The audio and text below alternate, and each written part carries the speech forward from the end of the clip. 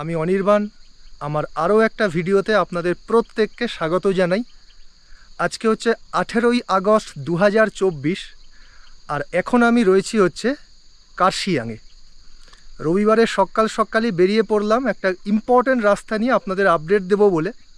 আমার ভিডিওগুলো আপনারা যারা নিয়মিত দেখেন তারা জানবেন যে শিলিগুড়ি থেকে দার্জিলিং আসার মোট 4টে রাস্তা রয়েছে। 3টে রাস্তা কার্শিয়াং হয়ে দার্জিলিং ঢুকছে, আর একটা রাস্তা মিরিক হয়ে দার্জিলিং ঢুকছে। যে রাস্তাগুলো কার্শিয়াং হয়ে ঢুকছে সেটা হচ্ছে NH55 hill cut road, Rohini bypass road, আর এটা হচ্ছে পাংখাবাড়ি রোড। প্রত্যেকটা রাস্তা নিয়েই ভিডিও আমার চ্যানেলে রয়েছে। আর আজকে আপনাদের বলবো এই পাংখাবাড়ি রোড নিয়ে।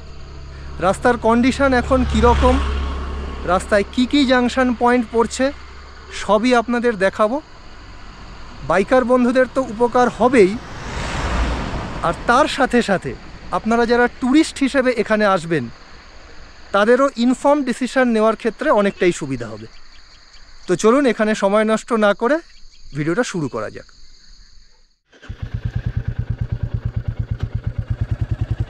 স্টার্ট করে দিলাম তাহলে। একদম ছোট্ট একটা রাইড হবে আজকে। জাস্ট এই পাংখাবাড়ি রোড নিয়ে আপনাদের আপডেট দেবো বলেই আজকের ভিডিওটা বানাচ্ছি। টাইম হয়েছে হচ্ছে এখন 7:15। সকালই বেরিয়ে পড়লাম। জাস্ট 1 ঘন্টার মতো লাগবে আমার শিলিগুড়ি যেতে। আর এখানে দেখুন বোর্ড দেওয়া রয়েছে। ডান দিকের এই যে রাস্তাটা, এইটাই চলে গেল হচ্ছে কার্শিয়াং SDO অফিসের দিকে। বেসিক্যালি এই পাংখাবাড়ি রোডকে আপনারা কার্শিয়াংয়ের অফিস পাড়া বলতে পারেন, কারণ কার্শিয়াংয়ের SDO office, BDO office, Kurseong থানা, বিভিন্ন লাইন ডিপার্টমেন্টের অফিস মেজরলি হচ্ছে এই পাংখাবাড়ি রোডের ওপরই। চলুন যেতে যেতে সবই আপনাদেরকে দেখাবো। এই রাস্তায় আসলে এই পয়েন্টগুলোকে আপনারা ল্যান্ডমার্ক হিসেবে ইউজ করতে পারেন।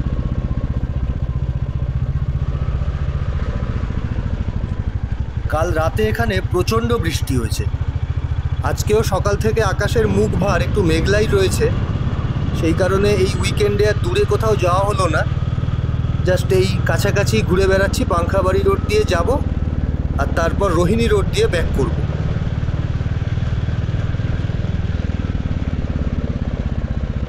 এখানে ডান দিকে দেখুন একটা রাস্তা নামছে, এটা যাচ্ছে ক্যাসেলটন টি গার্ডেনের দিকে। এই যে রাস্তাটা,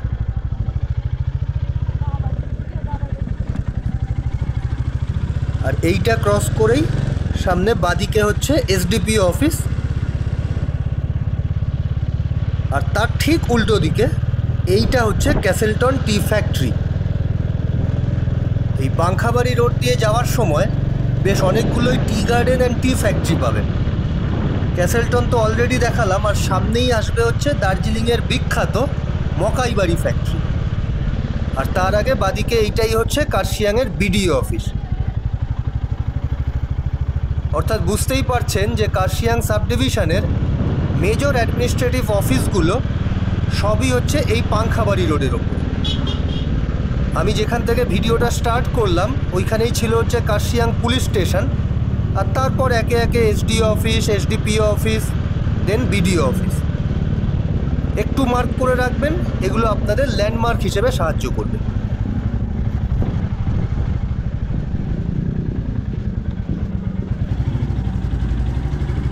পুজোতে যারা সেলফ ড্রাইভ করে পাহাড়ে আসবেন, বা টু বি প্রিসাইজ দার্জিলিংয়ে আসবেন, তাদের জন্য আমার সাজেশান হবে রোহিণী রোড দিয়ে ওপরে উঠুন আর এই পাংখাবাড়ি রোড দিয়ে নিচে নামুন।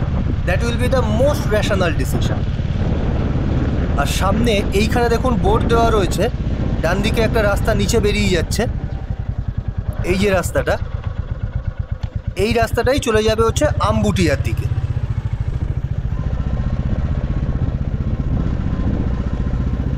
আর এখান থেকেই শুরু হবে হচ্ছে একদম স্টিপ ডাউন স্লোপ।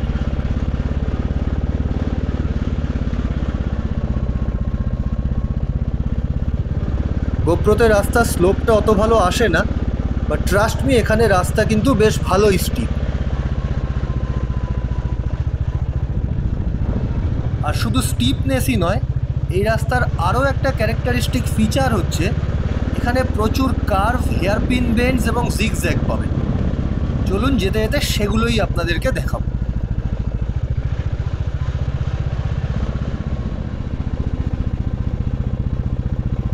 চা বাগানের কর্মীরা দেখুন সব কাজে যাচ্ছেন। তো এই প্রসঙ্গে আপনাদের বলে রাখি যে এই চা বাগানের কর্মীরা কিন্তু প্রতিদিন অমানবিক পরিশ্রম করেন। মানে দিনে প্রায় ৬-৭ কিলোমিটার রাস্তা এরা হেঁটে গিয়ে তারপর চা বাগানে কাজ করেন, তারপর আবার সেম রাস্তা এরা পায়ে হেঁটেই ফিরে আসেন। আর মজুরিও কিন্তু এদের খুব বেশি না, দিনে ওই ২৫০-৩০০ টাকা মতো।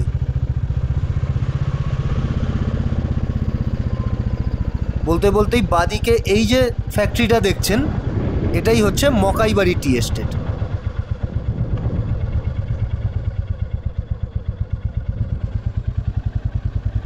এই মকাইবাড়ি হচ্ছে দার্জিলিংয়ের one of the most famous T estates.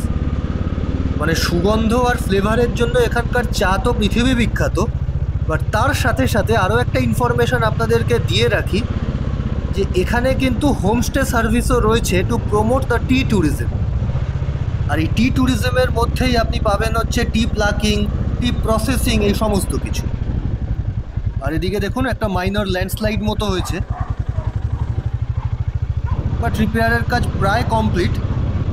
আর বর্ষাকালে এই সমস্ত অংশে ল্যান্ডস্লাইড একটু হয়, বাট সিকিম বা কালিম্পংয়ের ওদিকে যে পরিমাণে ল্যান্ডস্লাইড হয় তার তুলনায় আমাদের দার্জিলিং বা কার্শিয়াং তুলনামূলকভাবে অনেক সেফ বলতে পারে।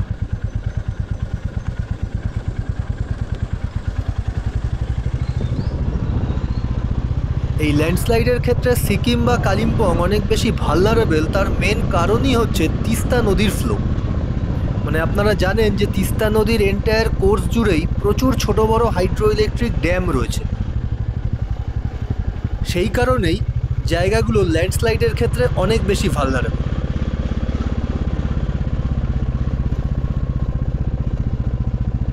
আর এখানে দেখুন একটা স্টিপ ডাউন কার্ভ।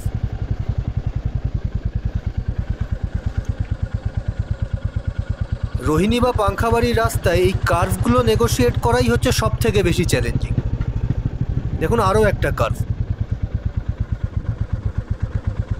এই কার্ভগুলো নেগোসিয়েশনের ক্ষেত্রে আপনি যদি কনফিডেন্ট থাকেন তাহলে এই রাস্তায় অনায়াসে আসতে পারেন।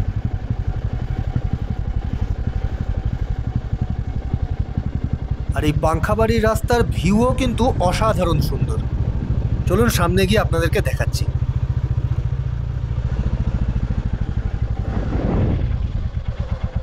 একদম পিকচার পারফেক্ট।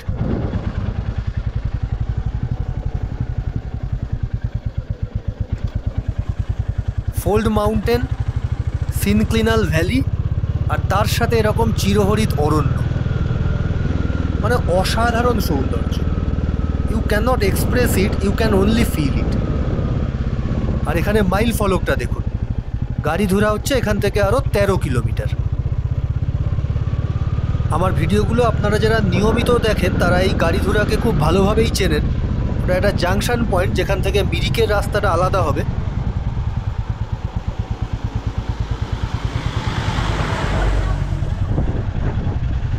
ভিডিও শুরুতেই আপনাদের শিলিগুড়ি থেকে দার্জিলিং আসার 4টে মেজর রাস্তা সম্পর্কে বলছিলাম। প্রত্যেকটা রাস্তা নিয়েই টাইম টু টাইম একাধিক ভিডিও আমার চ্যানেলে অলরেডি দেওয়া রয়েছে, আপনারা চাইলে দেখতে পারেন। আজকে আর রাস্তা নিয়ে মাইনিউট ডিটেলিংয়ে যাচ্ছি না, জাস্ট রাস্তার অ্যাজ অন ডেট কন্ডিশানটা কি সেটাই আপনাদের সামনে তুলে ধরার চেষ্টা করছি। এখনও অবধি যতটা এলাম আপনারা দেখতেই পাচ্ছেন যে রাস্তার কন্ডিশান মেজরলি ভালোই। মানে দু একটা জায়গার ওই মাইনর ল্যান্ডস্লাইড বাদ দিলে রাস্তা মেজরলি কিন্তু ভালোই রয়েছে।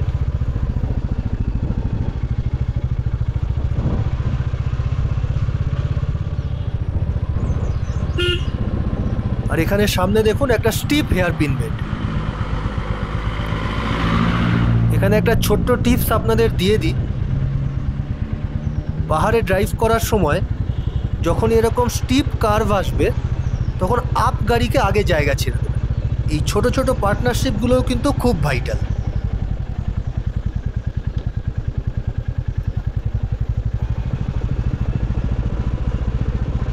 সামনে দেখুন আরও একটা স্টিপ হেয়ারপিন, আর এখানে রোড সাইড মিররও ইনস্টল করা রয়েছে। এইসব স্টিপ কার্ভগুলোতে এই রোড সাইড মিররগুলোকে ইউটিলাইজ করবেন। This will really help you to negotiate this curves.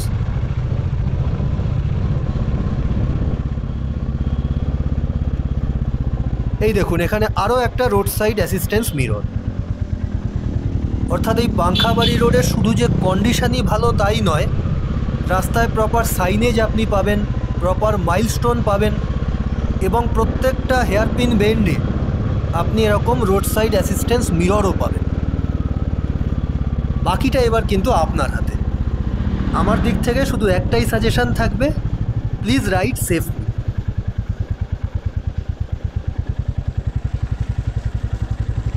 আর একটা কথা সবসময় মনে রাখবেন, safety is gainful but accident is painful. So প্রকৃতির এই অসাধারণ সৌন্দর্য দু চোখ ভরে দেখুন, সৌন্দর্যকে উপভোগ করুন, আর আস্তে বাইক চালান।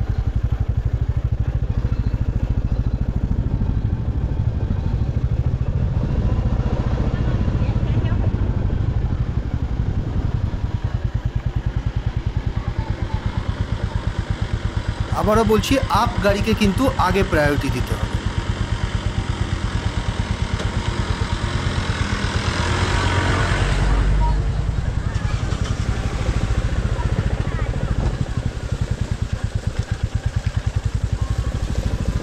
এই ছোট ছোট পার্টনারশিপগুলোই means a lot in the hills.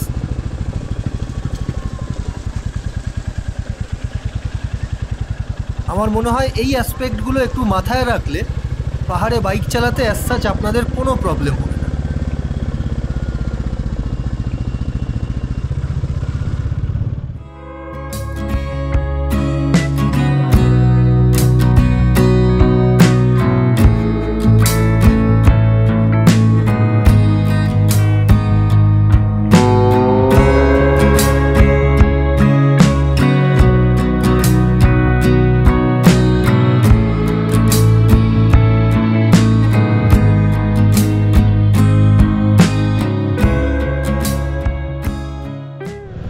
এখানে আমি প্রায় পাংখাবাড়ি ঢুকছি, আর রাস্তাটা এখানে কিন্তু বেশ ভালোই স্টিপ।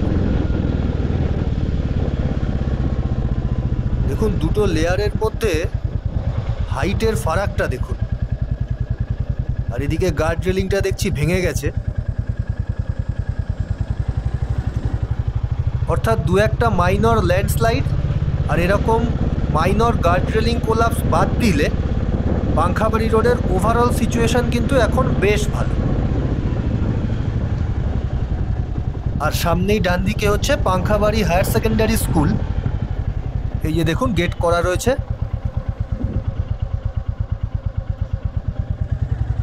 এইটাকে ডান দিকে ছেড়েই আপনাকে সামনের দিকে এগোতে হবে ফর শিলিগুড়ি ভায়া গাড়িধুরা।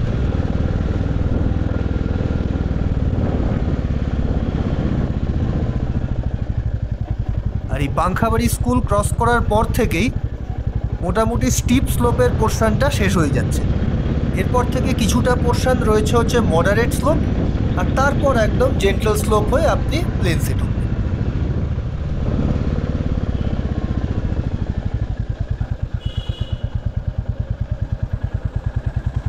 এই যে এখানে দেখুন, রাস্তাটা একদম মডারেটলি স্লোপ।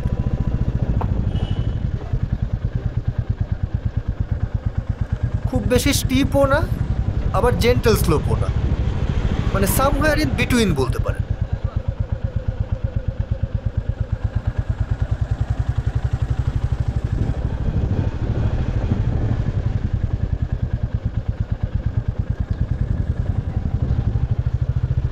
আর এখানে মাইল ফলক বলছে গাড়িধুরা আরও 5 কিলোমিটার, আর তারপর মোটামুটি ওই 20 কিলোমিটার মতো গেলেই হচ্ছে শিলিগুড়ি। এদিকে এখন টাইম হয়েছে হচ্ছে 7:40, অর্থাৎ মোটামুটি ওই 20-25 মিনিটেই আমি কার্শিয়াং থেকে এই পাংখাবাড়ি ক্রস করে এখন যাচ্ছি। এই পাংখাবাড়িতে আপনারা অনেক ছোট বড় হোটেলস অ্যান্ড রেস্টুরেন্টসও পাবেন। সো ব্রেকফাস্ট বা লাঞ্চের দরকার পড়লে আপনারা এই অপশানসগুলোকে অ্যাভেল করতে পারেন।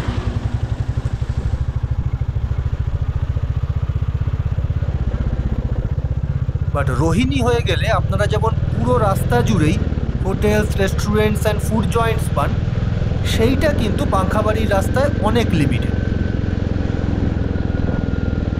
তাই মোটো অ্যাডভেঞ্চারের পাশাপাশি যারা ফুড অ্যাডভেঞ্চারও করতে চান তাদের জন্য আমি বলবো রোহিণীর রাস্তাটাই বেস্ট।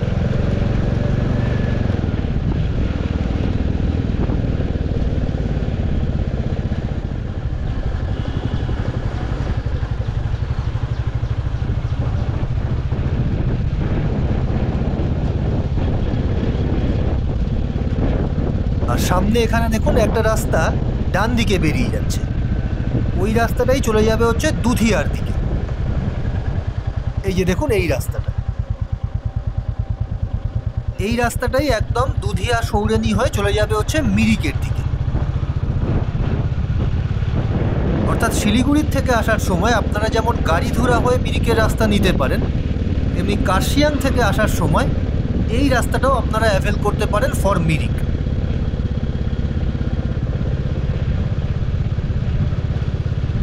আর এই জাংশন পয়েন্টটা ক্রস করার পরেই আপনি পেয়ে যাবেন হচ্ছে এরকম জেন্টাল স্লোপের রাস্তা, আর তার সাথে দুদিকে এইরকম অসাধারণ সুন্দর চা বাগান।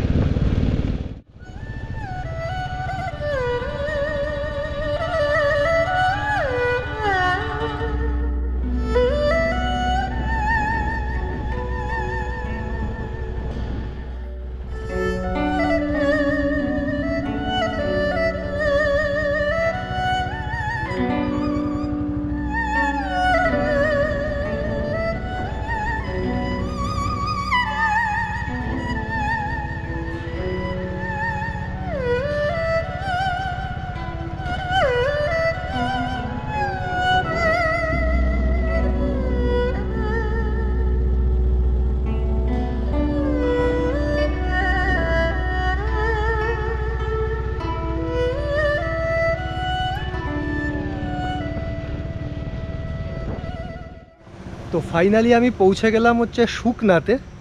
এটাই হচ্ছে Mahananda wild life sanctuary and Sukna reserve forest. এখান থেকে আর কিছুটা এগিয়ে গেলেই হচ্ছে সুকনা মোড়, আর তারপরেই দার্জিলিং মোড় হয়ে শিলিগুড়ি। ওই রাস্তা আপনাদের আগেও আমি দেখিয়েছি, তাই এখন আর ওদিকে যাচ্ছি না। আজকের ভিডিও এখানেই শেষ করছি। ভিডিওটা কেমন লাগলো কমেন্টে অবশ্যই জানাবেন, ভালো লাগলে একটা লাইক করবেন। আর আপনাদের যদি এই ভিডিওটা কাজে আসে তবেই আমার পরিশ্রম সার্থক হবে। তো আজকে এখানেই শেষ করছি, দেখা হবে পরের কোনো ভিডিওতে। টাটা।